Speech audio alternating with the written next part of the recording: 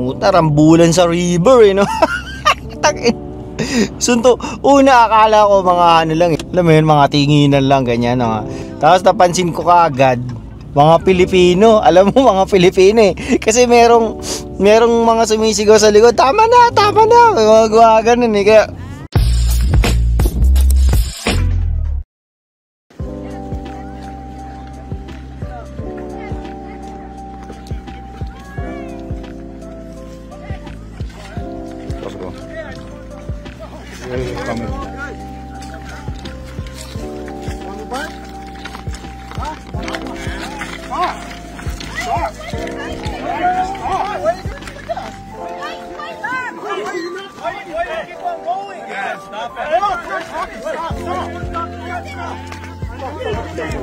yun. Kuya na, nakakamiss mga gani no, long weekend. Saan yata sa November pa yung long weekend ulit. Long weekend. Tapos di ba itong weekend ng last weekend, sabi ko ang init di ba? Ito bigla nang lumamig. Hap na yan. Mukhang ano na talaga, fall na. Nagsisimula na lumamig. Kanina ang weather is parang nag-ano yata, nag-11. Start na nga pala ng ano ng klase ng mga bata. Ang inaalala ko yung yung aking panganay. Kagahapon tinuturuan ko mag-bus. Kasi medyo malayo sa amin yung school niya. Yung nga yung kinikwento ko sa inyo dati na sana hindi na lang siya lumipat kasi merong malapit na high school sa amin. Ayaw niya raw dun. Ngayon ako patuloy yung mamumblema pagka winter. Sabagay, nandiyan na si Tita Jasmine. Tita Jasmine, shoutout kay Tita Jasmine. Ikaw muna bahala Tita Jasmine pagka ihahatid yung dalawa. Pero yun, kagahapon tinuturuan ko siya. Kasi dito, pwede ka namang mag-school bus provided naman yun ng city. Kaya lang ang problema, merong minimum na na layo para ikaw providean ni city ng bus. Yung Brandon School Division Transportation. Dapat ang layo mo sa school is nasa 2.4 kilometers yata, 2.4 kilometers.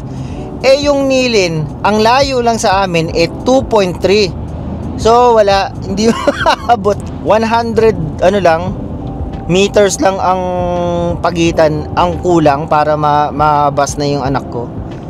Kasi ewan ko, sabi nila raw yun walking distance. Kaya ngayon tinuturuan namin mag-bus yung kagahapon. Kasi ang dami niyang bus stop na yung panganay ko kasi parang baby pa namin yun Hindi siya yung hindi pa maalaman. Pero eventually naman kailangan niya ring malaman niya yung mga ganyan. Kaya okay na rin. Ewan ko kanina kung sinamahan ng kanyang Tita Jasmine sa Anyway, mahaba na naman yung istorya. Nakita niyo ba yung pinapanood ko sa inyo? Puta, rambulan sa river no. Sunto, una akala ko mga lang alam mo yun, mga tinginan lang ganyan kasi di ba gano'n naman dito. Tapos napansin ko kaagad mga Pilipino, alam mo mga Pilipino kasi merong mga sumisigaw sa likod, tama na, gumagawa ganun kaya sabi ko puta mga Pinoy to, kaaway mga Canadians. Saan to? Sa Fraser River sa BC yung naganap na rambulan. Ewan ko kung napalabas siya sa local news sa BC, pero meron siyang mga nasa mga news article din nga yung mga nangyari. At puro negatibo yung mga mga comments kasi alam mo magpi-fishing kayo, hindi lang naman yung para makatipid kayo ng mga mabibili nyo na mga mahuhuli nyo na isda. Siyempre makakatipid kayo, hindi ka nabibili sa mga tindahan, di ba?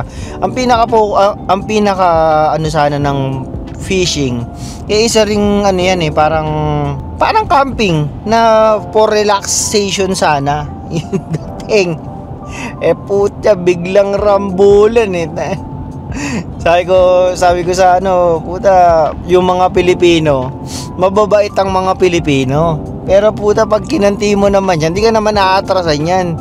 Kasi di ba tayo, pag lalo na sa mga puti, mga ano tayo eh, hindi naman yung alam colonial mentality. Pero puta, pagka ginaganon ka na, tinutulak ka na, sinapak ka, puta, sasapak ka talaga.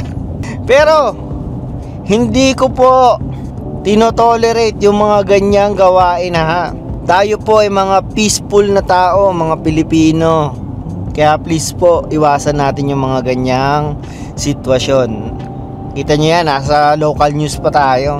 Tapos nagkalat siya sa YouTube kasi ang daming angle eh, ang daming tao dun eh na nangingisda eh.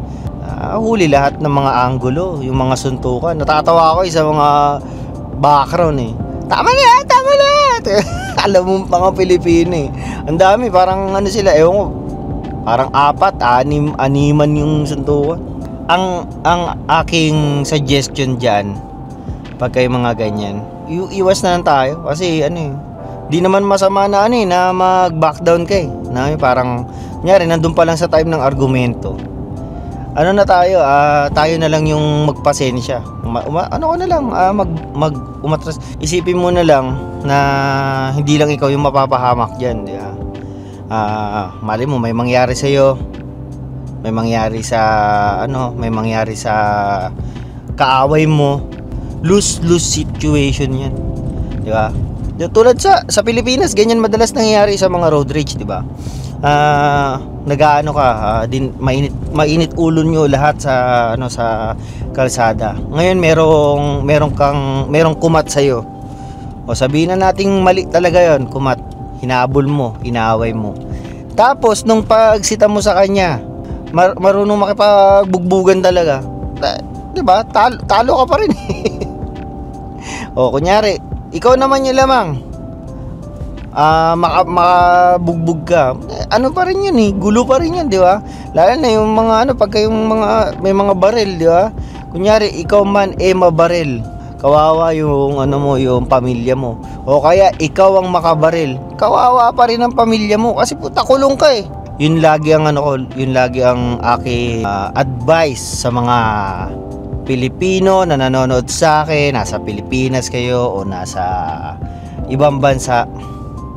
Hindi lang dahil sa sa respeto sa sa ibang kultura, ibang lahi, tayo maging na lang tayo. Defensive na lang tayo lagi. Huwag na tayong sa mga ganyan, mga away-away. Hindi naman nakakasira ng pagkalalaki yan kung nag-back down kayo, di ba? Huwag lang yung yung mauuna talaga na nasasapakin ka na syempre lalaban ka. Pero yung kunyari yung mga sagot-sagutan lang naman, kaya magsalita, ganun. Ganun kasi yung thinking ko eh. Ayoko na lang din ng ayoko nang kumumpronta sa mga ganyang napakaliit na bagay niyan. Mapupunta lang sa walang kwenta. Ayoko kung saan na naman ako napunta, baka sabihin niyo na naman, kaya naman ni Brandon boy, kaya naman napakabait. Hoy, Brandon boys, goodbye. Kita nyo, kaya nga naging ako sa trabaho di ba? Naging power to the people ako eh. Sa union ako eh. Kasi gusto kong ipinagtatanggol lagi yung mga naaapi.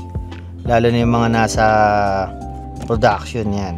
Kasi minsan pagka yung management medyo nasa mali na, di ba? Naaabuso yung mga kailangan nating mag-step up, tumulong sa ating mga kasama sa trabaho. Lalo na mga Pilipino. Pag may nagre-reklamo sa aking mga ibang lahi, okay lang yan. Pag mga Pilipino, iniimbistagahan ko talaga yan. Joke lang. Pantay-pantay yan, syempre. Sinasabi ko, baka makukot na naman ako sa mga kung saang Pero yun lang. Lang ako sa inyo, nagbalita lang ako sa inyo sa mga nangyayari dito sa sa Canada. Hindi lang nangyayari sa Pilipinas yan, yung mga mga init ulo na bugbugan na ganyan. Nangyayari din yan dito, diba? Pero kasama pa rin mga Pilipino. Yun lang. Mahaba. Yung mag-e-edit na naman ako, mahaba eh. Natamad ako mag-edit eh. Yung mga gustong magpa-shoutout, comment nyo na lang dito, no? Sisigawan ko kayo para para masaya, no? Sige na, like, share, subscribe mga gal. Yan yun eh. Sige na, paalam.